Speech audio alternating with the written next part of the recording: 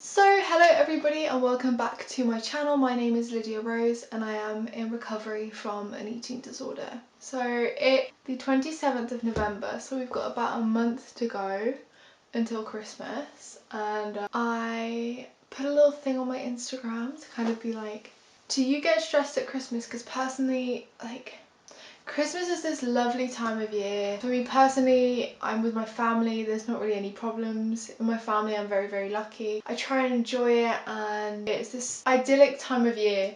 And you always see it as like, yeah, Christmas, best time of year. But I know that it's not always like that for many of you, and also for myself. I remember last year was not, it was a good year. I enjoyed Christmas, it was a good Christmas, but I was preoccupied with my food quite a bit and the way I looked, and I remember it kicked off a relapse in the new year. So Christmas is a difficult time, so I've got some tips for how I do deal with it. Even if it did cause a relapse last year, I didn't do any of what I'm about to impart my wisdom on you. I didn't do any of this. Maybe if I'd done this, I could have prevented the relapse. But here are my tips and kind of like ways of surviving Christmas with an eating disorder. Obviously, this is quite tailored towards anorexia recovery, but I feel like you can tailor it towards bulimia recovery, binge eating disorder recovery, any eating disorder recovery. They're all stemmed around a preoccupation with food, and that's kind of what we're all trying to combat. So I'm gonna give you my tips, and then some of you asked me some questions on Instagram, so I'm going to reply to those too. My first tip is to not hide the fear. I know that all you want to do is ignore the fact that you're scared of anything, because you just want to eat normally, you just want to be normal and have a nice Christmas and not think about the mince pies or the Cadbury's chocolate that you just got given a big box of, or that you've got to eat Christmas dinner with your family, or there's a lot of time spent in the kitchen, and that scares you, because it scares me.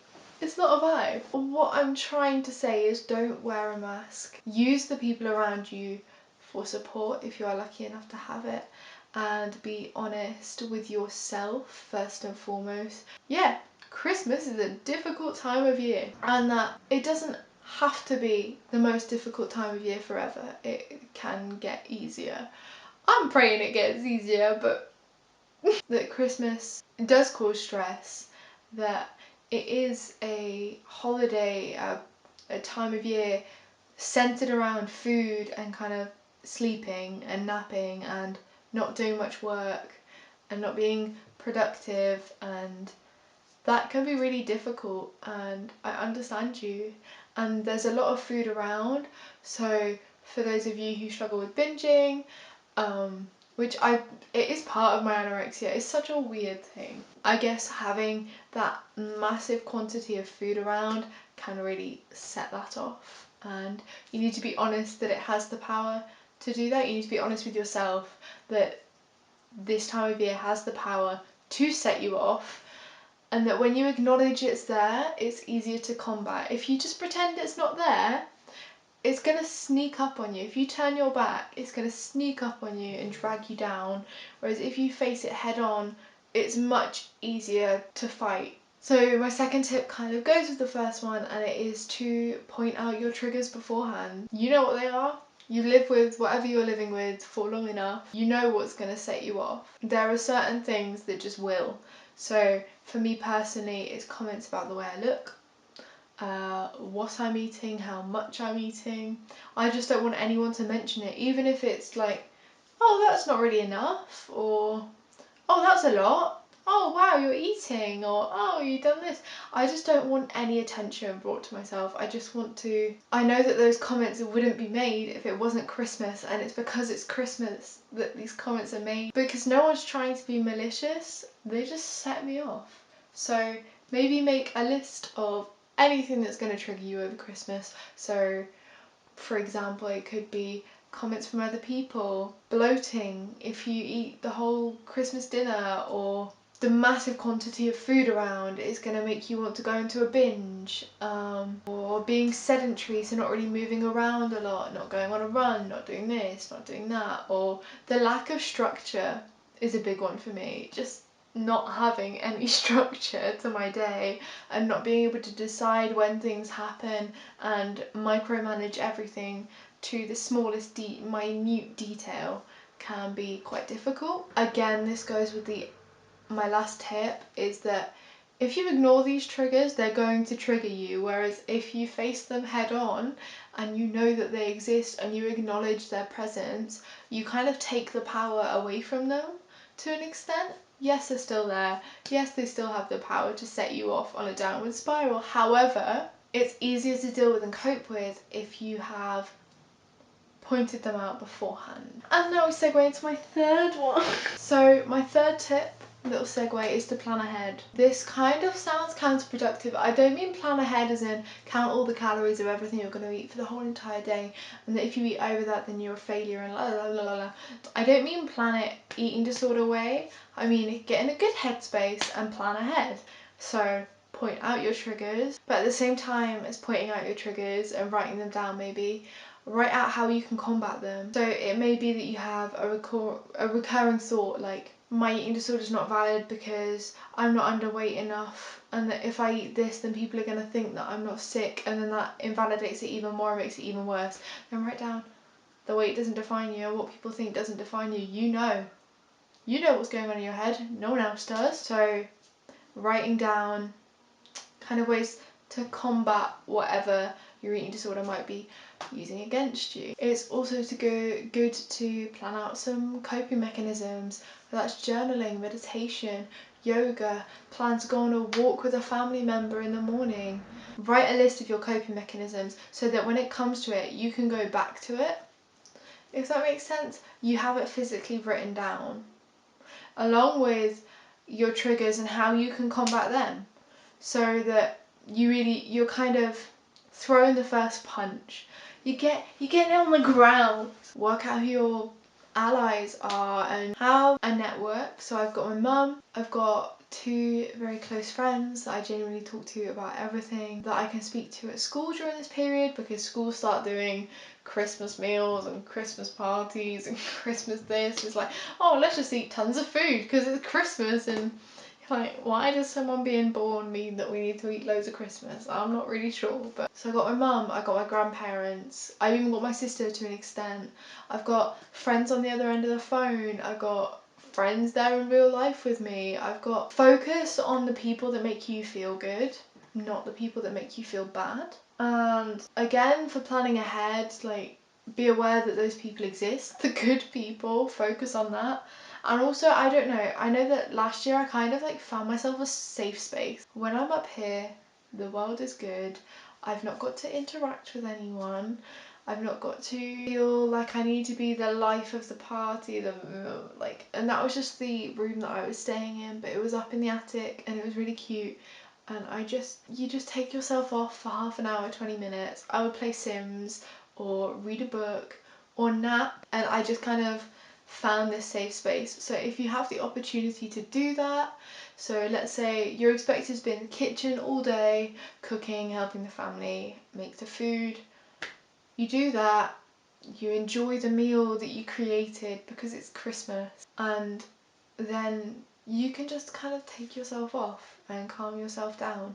And if you need to, make someone aware that that's what you're doing and you don't want to be disturbed. So my fourth tip is, if you can, try and eat intuitively. Don't think about it before. I know that's so much more easier said than done. I mean, I catch myself already planning what I'm going to eat at Christmas, which is crazy. I plan like a year ahead. And I think that's the thing with eating disorders, is normal people don't plan. If I have this much of this and then a bit of that, but then I skip that, then I'm good. I haven't gone over this much, or I've had years where I've planned to binge on Christmas Day and that be the only day that I binge for like the whole month of December. Or you know, like, try not to do that. Try to eat intuitively. If you're struggling with restriction, maybe make sure that you eat enough to the point where you're comfortable. If you struggle with binging, eat enough not to feel the need to binge. That's something that I struggle with, is I will restrict so much and then really feel the, like, natural need to binge on food and gain back the energy. If I just ate enough, I wouldn't have to go through that. If you can't do that because it's such a stressful time and intuitively it's just going to mean following your eating disorder, then plan ahead again, but not too much. Maybe give the plan to someone else and work it through with someone else. That could be a family member, it could be a professional like a dietitian or a psychologist or a doctor. Use the support network ahead of time. Don't leave it too late. And then my last tip is relax. Max. Chillax. I find this incredibly hard. I am going to struggle with this one. Relaxing is not really my forte. I try, but it doesn't always work. So relaxing, if you can do it, just realize that it's temporary. Again, this period of Christmas, this holiday season is going to be over. And you will have made it through yet another one. Because you're a strong person. You're genuinely going to be fine. It's not the end of the world. The world is not going to collapse because, I don't know, you ate an extra Brussels sprout. I don't know. It's December into January a little bit and then it's over. You don't have to do it again for another year. And then you can progress and further your recovery so much more over that year, to the point where the next year is easier, and then the year after that is easier, and the year after that is easier and easier, to the point where it's not stressful at all, and Christmas is a nice time of year. And again, it's recovery. Like, you have to keep working at it. You can't just recover for the whole year, get to Christmas and be like, I don't recover anymore. So if you can, just relax, enjoy it. It's temporary. It's not going to last forever. Your fears and stresses are valid no matter what anyone says, and there are ways that you can plan ahead to reduce the anxiety as much as possible. Alright, so one of the big ones is weight gain. I get that this is a big fear for a lot of people, including myself. I'm kind of happy and maintaining where I am at the moment, but I don't really want to. I'm scared to gain more, much like a lot of people are scared to gain more, because that's kind of what we're scared of. But there was something that my dietitian said to me last year, and she was like, Christmas will not make you gain weight. That's not gonna happen. She kind of explained it scientifically, so I'm gonna try and explain as best as I can what she explained to me. There is a graph of food, and if you eat the same amount of food for a long amount of time, you're gonna stabilize and you're gonna maintain your weight, and it's not gonna change. You eat a little bit more one day, it might go up, and then it goes back down when you eat normally again. Like, that Christmas day isn't going to make you gain 2 kilos in a day, for example. It may seem like that on the scale, but that scale is going to come back down the minute you start eating normally and how you were before again. So you can eat as much as you want at Christmas and not gain weight. You gain weight when you eat more for a long period of time. So here is what recovery looks like. You eat more, so you gain weight, and then you just stabilize at that weight, and you don't come back down because you continue eating a decent amount of food. However, when you are not eating enough, it just goes down, and it doesn't really stop going down until you slow your metabolism down enough to the point where it just kind of stabilizes, and then you eat even less and exercise even more, so it just keeps going down until you die. Simple matter of the fact. Whereas when you eat some more, you go up, and then you just kind of stay up at a healthy weight and you're happy. The next one is like family meals, comments on how much you're eating, being expected to eat more. This is something that I do get a little bit about. People do tend to make comments at Christmas. So my best advice for this would be, as you guys have just pointed out, you know that this is going to be a problem. So plan ahead. Maybe have a sentence so when weight or body talk kind of becomes the subject of a conversation you're in, just politely, could we not talk about that, please, or I don't really feel comfortable talking about the subject at the moment, and completely switch the subject, and more often than not people will be fine with you switching the subject. Like, more often than not there'll be someone else in that conversation that doesn't really want to talk about it either. Like, you're not alone. When someone makes a comment, a passing comment on the way you look personally, how much food you are not eating, or how much weight you have or haven't lost, or how you've changed, or oh, you're fat, ignore them. Like, it's so much easier said than done. Like, the minute someone makes a comment, it plays in your head. Even if it wasn't meant in a nasty way, you twist it round and you're like, Rah. Someone will be like, oh, you look so good. You're like, you think I look fat? You have to kind of separate yourself from the eating disorder. Like, people are happy and they don't understand eating disorders and the way that that plays on your mind. You need to kind of bat your eating disorder away, because the minute you kind of realise that it's not you thinking, that it's kind of a CD playing in your head of automated responses to these kind of comments, they're easier to not ignore but acknowledge and move on. And when it comes to kind of negative comments, honestly, girl, they need to work on themselves. Like, it's nothing to do with you. Just know that it's probably a fault with them. If they're saying something negative to you, like, oh, you got fat, like, if someone says that to you, that's their insecurity, not yours, and it's not your problem. Then I will be pressured to join in on Christmas treats, and then my family will be sad when I refuse. That's sad. Join in if you can, and maybe talk to your family beforehand and agree to some treats that you are going to join in on, and make the effort to join in on them. Don't refuse now. You're not even there yet. It's a whole month away. So much can happen in a month. If you tell yourself, I'm going to refuse these now, then your eating disorder is taking control, and you need to take that control back and be like, actually, I am going to eat them. Maybe talk to your family beforehand and try and come to a compromise that you feel comfortable with, so that you can enjoy Christmas and not be stressed. Yeah, a lot of you have been talking about family fights, about food, so around the table basically. I think it also really depends on your family dynamic.